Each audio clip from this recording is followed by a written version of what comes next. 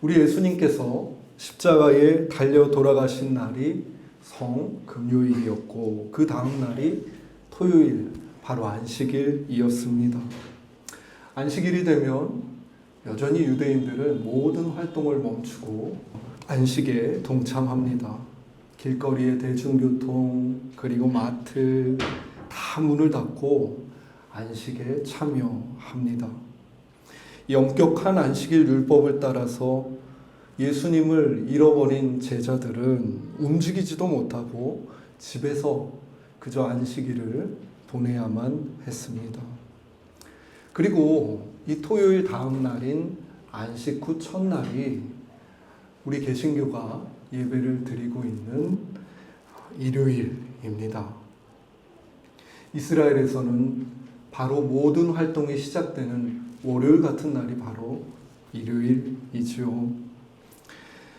예수님의 여제자로서 언제나 예수님 곁을 묵묵히 지키며 섬겼던 마리아가 바로 이렇게 움직일 수 있게 된 일요일 새벽에 가장 먼저 예수님의 무덤을 찾아갑니다. 빈 무덤을 보고 마리아는 비통한 눈물을 흘립니다. 예수님이 죽임 당하신 것도 큰 아픔인데 이제는 그 시신조차 잃어버린 채 애도할 수 없게 되었기 때문입니다. 그렇게 무덤가에서 울고 있는 마리아에게 부활하신 예수님이 처음으로 나타나십니다. 마리아야 라고 익숙하게 불러오신 그 이름을 부르셨고 마리아는 그 오래된 자신을 부르는 예수님의 음성을 알아듣고 라보니 하며 응답할 수 있었습니다. 이것이 안식 후 첫날 새벽에 있었던 일입니다. 그리고 바로 그날 저녁에는 예수님을 잃은 11 제자들이 모인 곳에 문을 모두 닫고 있었습니다. 이유는 두려움 때문이라고 성경은 말합니다. 무고한 예수를 기꺼이 십자가에 못 박아 죽인 세상은 충분히 그들도 죽일 수 있었습니다. 마치 무덤에 있는 것처럼 이 모인 곳의 문을 모두 다 닫고 유폐되어 있는 제자들의 모습은 폭력을 근간으로 세워진 그 시대의 권력이 이 제자들을 정확히 제압했음을 보여줍니다. 부활하신 예수님은 그렇게 두려움의 문을 닫고 있는 제자들에게 찾아오셨고 그들에게 평강을 선언하시며 상처난 손과 옆구리를 보이십니다. 분명히 그들을 두렵게 한 세상이 못 박은 그 상흔을 가진 예수께서 죽지 않고 살아서 그들 앞에 계셨고 그 예수로부터 그들은 어떤 평안과 심지어 기쁨이 찾아오는 것을 느꼈습니다. 이 제자들이 경험한 부활은 두려움의 대상이 바뀌는 것이었습니다. 이전까지 힘과 권세를 쥐고 예수를 죽일 수 있는 세상이 두려워서 문을 닫고 있었는데 이제는 그 죽은 자를 살리실 수 있는 그 분을 더 두려워하게 된 것입니다. 부활하신 예수님을 만난 베드로와 요한은 그 이후에 예수를 죽였던 그 산헤드린 공회에서 그들을 위협하며 그들에게 더 이상 부활을 말하지 말고 가르치지도 말라라는 이야기를 들었을 때 조금의 두려워하는 기색도 없이 이렇게 말합니다. 하나님 앞에서 너희 말을 듣는 것이 하나님의 말씀을 듣는 것보다 옳은가 판단하라.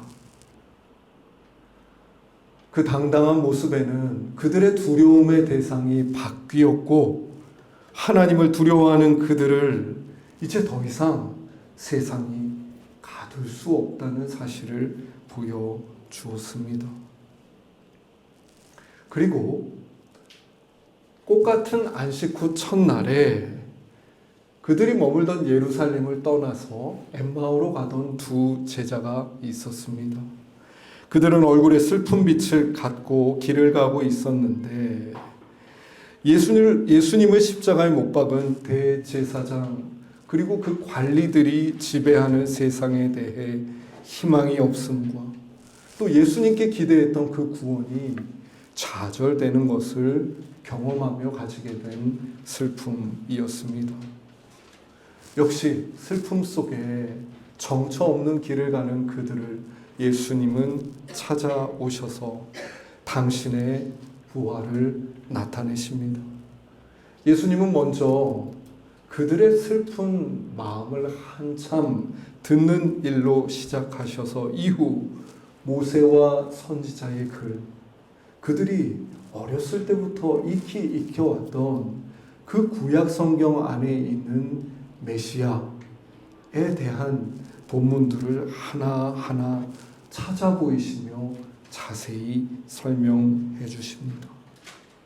그 설명을 듣는 동안 그리스도는 이 대제사장과 관리들이 다스리는 이 세상을 뒤엎음으로써 혁명을 일으킴으로써 구원을 이루시는 분이 아니라 고난받는 종이며 이 고난의 종의 모습을 통해 전혀 새로운 소망을 이 땅 가운데 주시는 분임을 그들은 새롭게 깨닫게 됩니다. 엠마오로 가던 두 사람에게 부활은 그렇게 성경 속에 숨겨져 있던 의미들을 새롭게 조명하며 발견하게 된 사건이었습니다. 성경을 이렇게 새롭게 깨우치고 나니 기존의 세계와 기존의 권력자들로부터 구원해 주시기를 바랐던 그들의 생각도 바뀌게 되었습니다.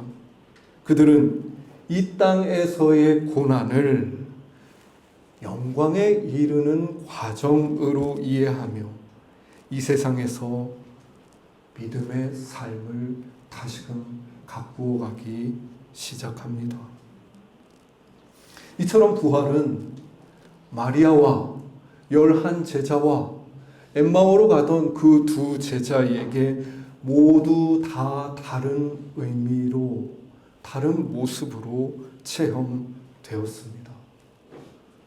여러분, 여기에는 조금의 획일성도 있지 않습니다. 시편 139편의 말씀처럼 우리 주님께서는 우리를 너무나도 잘 아시기 때문입니다. 모태에서부터 우리를 보셨고 삶의 여정 속에 여러 기쁨과 슬픔을 경험하며 자란 우리를 아시는 예수님은 우리 한 사람 한 사람이 부활을 가장 잘 경험하고 가장 잘 이해할 수 있는 모습과 방법으로 다가오십니다. 유대인들이 이전까지 하나님을 섬기고 믿는 방식이었던 율법은 상당히 분명하고 획일적인 규정이었습니다. 율법은 그것을 지켜야 하는 이가 가진 삶의 맥락, 다양한 처지를 고려할 필요가 없는 규정이었습니다. 그것을 지켰냐 혹은 안 지켰냐로 모든 것이 판명되는 명확한 기준이었습니다. 하지만 부활은 3인이면 3색으로 나타나는 신비였습니다.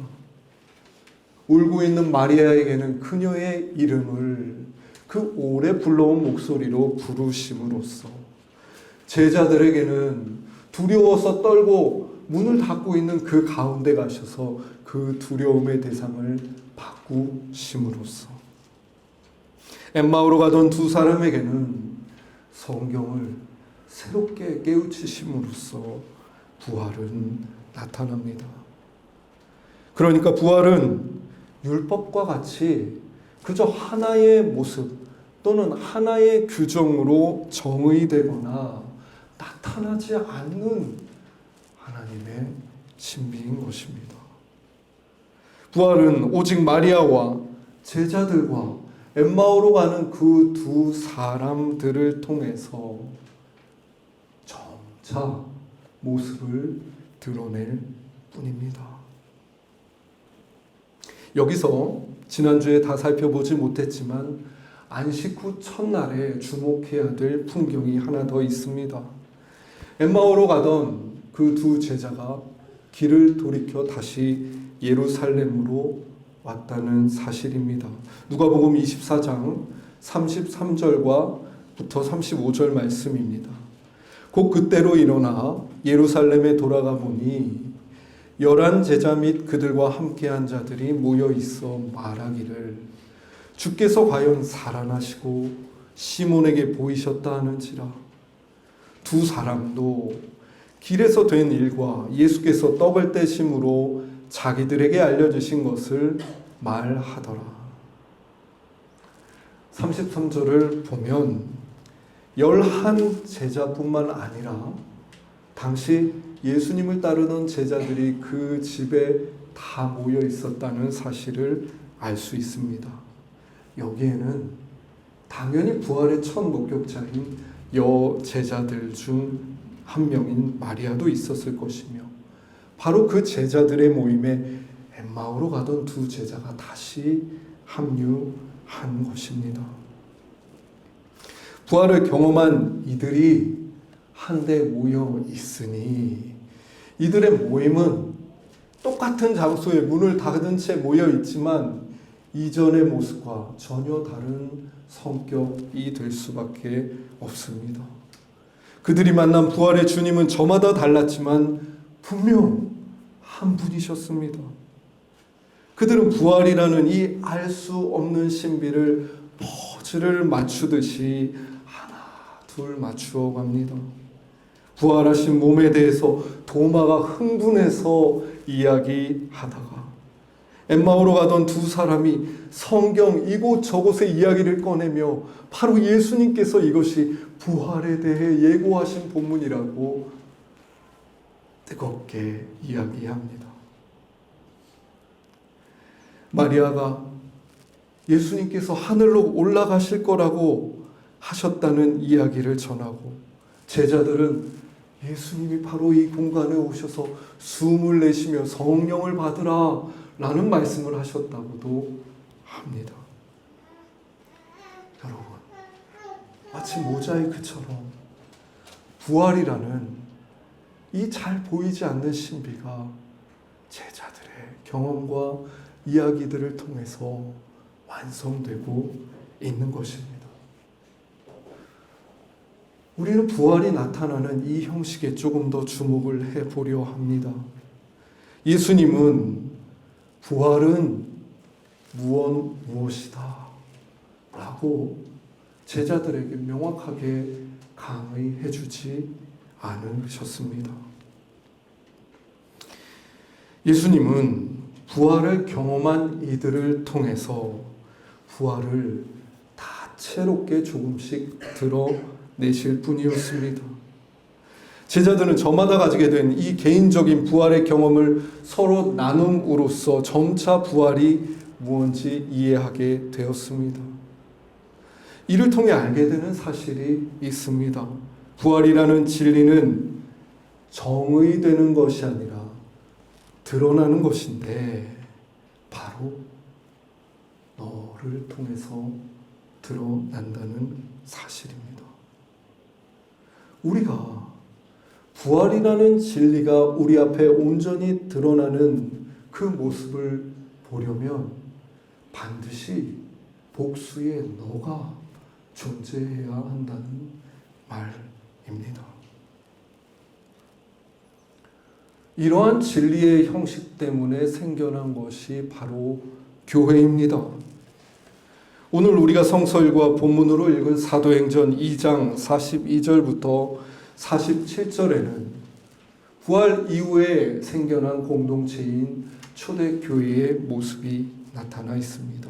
42절입니다. 그들이 사도의 가르침을 받아 서로 교제하고 떡을 떼며 오로지 기도하기를 힘쓰니라.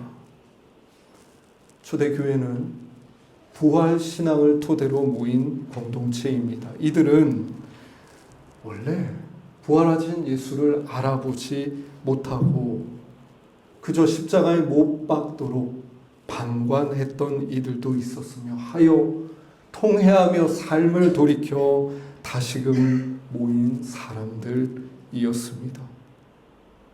그들이 이 새로운 부활이라는 진리를 알아가는 방식 또한 이전과는 완전히 다릅니다.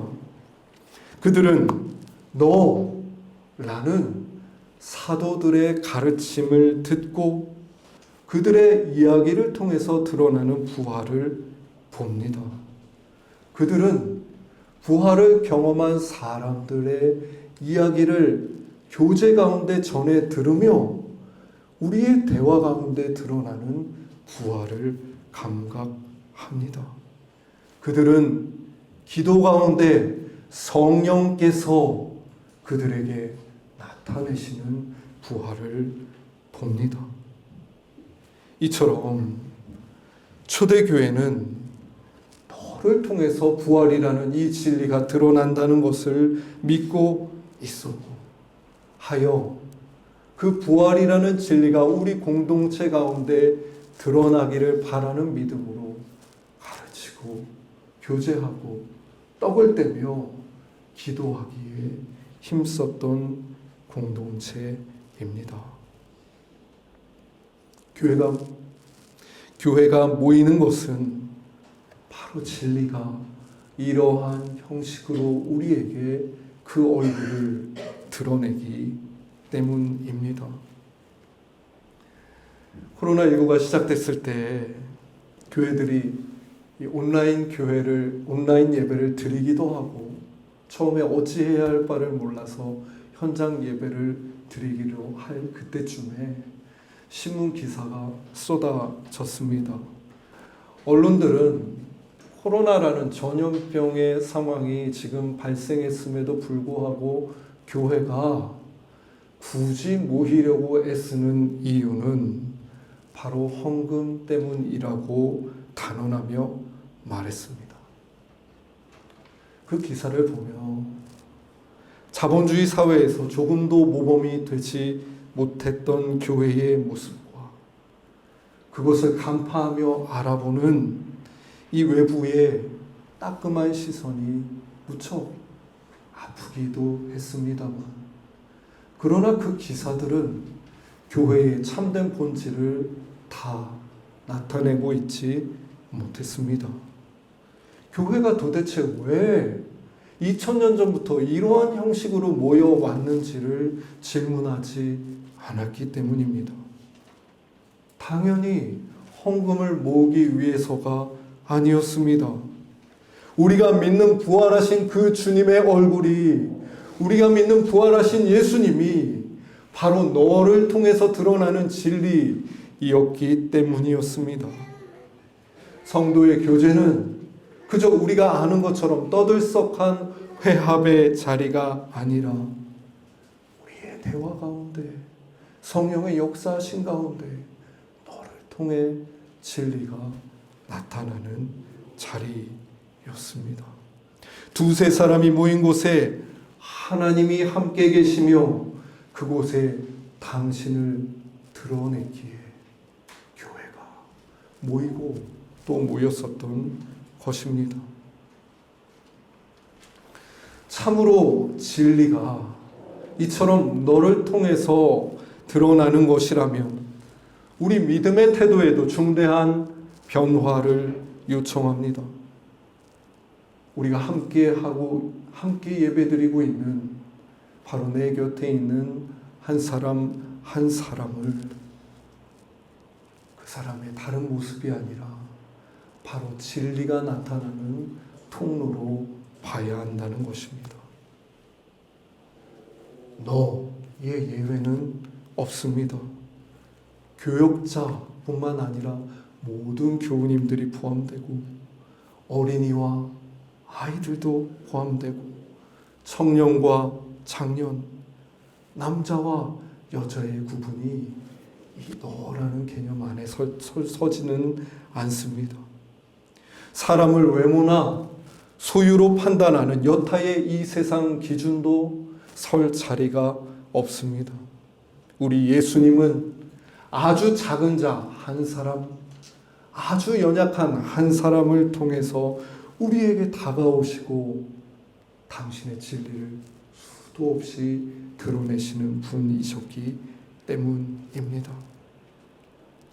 엠마오의 두 사람이 예수님의 말씀을 듣고 가슴이 뜨거워졌던 순간, 그래서 눈이 환하게 열렸던 순간은 저와 같은 목사나 유명한 목사들로부터 오는 것이 아닙니다.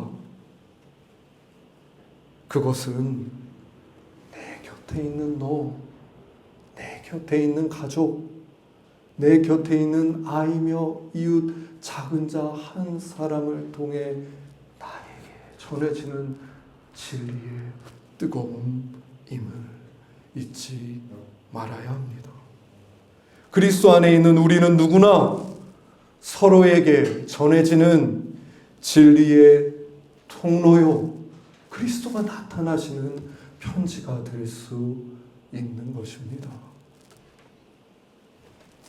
하나님이 사랑하시는 숲가족 여러분, 예수님은 이 부활이라는 오묘한 진리를 단번에 선언하고 정의하거나 강의하시지 않으시고 너를 통해 드러나게 하셨습니다. 교회는 가르침과 교제와 기도 속에 바로 서로를 통해 부활을 발견하는 공동체이며 너를 그 진리의 통로로 여기는 공동체입니다.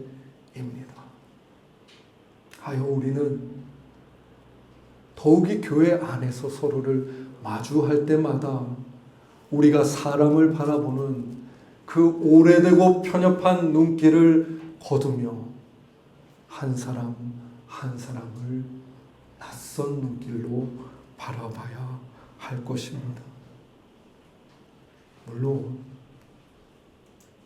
우리가 사는 삶이 늘 서로에게 주님의 진리와 부활을 드러낼 만큼 항상 옳고 바른 것만은 아니라는 것을 잘 알고 있습니다. 우리는 때때로 절망해서 울고 있을지도 모르고 때로는 세상이 너무나도 두려워서 문을 닫고 움츠러 있을 수도 있으며, 아니 세상의 환멸을 느끼고 그저 이 예루살렘이란 곳을 떠나자라며 엠마오로 가고 있을지도 모릅니다. 하지만 우리 주님께서 그 슬픔에 잠긴 마리아, 그 두려움에 갇힌 제자들, 현실의 환멸을 느끼고 떠나던 그 엠마오로 가던 그 제자들에게 나타나시어 부활을 드러내셨듯이 예수님은 우리의 연약하고 흔들리는 그 삶에 오셔서 당신의 신비인 부활을 나타내실 것입니다. 교회된 우리 서로를 통해 더욱 드러나게 될 이 부활의 주님을 기대하며 함께 교제하고 떡을 떼며 기도하는 여정을 다시금 걸어가면 참 좋겠습니다. 우리 서로에게 또 온 세상에 부활하신 주님을 오롯이 드러내는 정의의 느티나무숲 교회가 되기를 바랍니다. 기도하겠습니다.